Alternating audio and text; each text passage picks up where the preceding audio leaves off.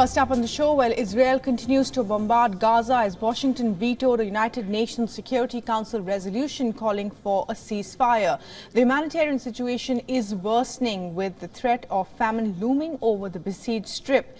World leaders are trying to forge a way out of the current crisis, but so far, peace remains elusive. An Algeria-backed proposal has demanded an immediate ceasefire and unconditional release of hostages, but the United States has called the vote as wishful and irresponsible. The U.S. has been under immense pressure to reduce its support for Israel's war against Hamas.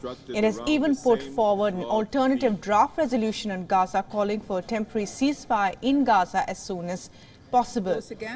Now, as global powers wrangle, airstrikes continue to hit Rafah, and according to the Hamas, over 103 Palestinians were killed in the past 24 hours alone.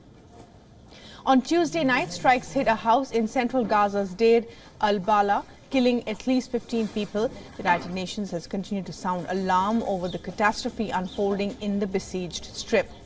It has warned that severe shortage of food could lead to explosion of preventable child deaths.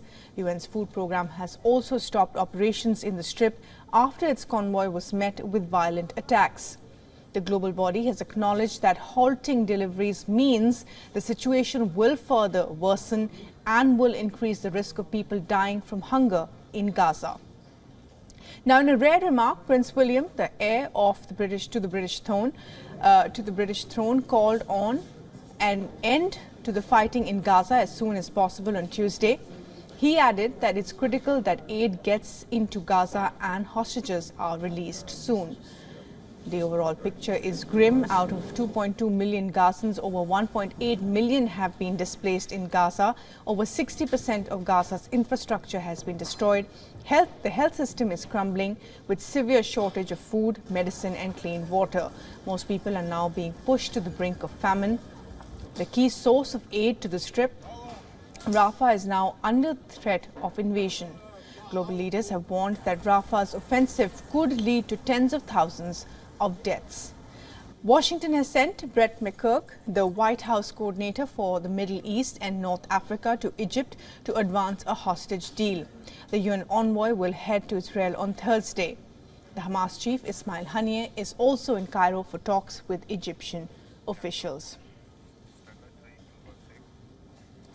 But Israel remains firm in its resolve to eliminate Hamas, so much so that as far-right minister Bezalel Smotrich has earlier remarked that the return of hostages was not the most important thing for Israel, and the primary focus was on destroying the Hamas. Jody Cohen, our correspondent, has more. Israel's finance minister Smotrich was asked about Israel's top priority in the war. His response was to defeat Hamas, although he suggested that securing the release of the 134 hostages still being held in Gaza is extremely important. This has upset some of the hostage families who want their release to be Israel's top priority. Meanwhile, talks are ongoing between the US, Egypt, Qatar and Israel to try to broker a pause in the fighting in exchange for the hostages' release.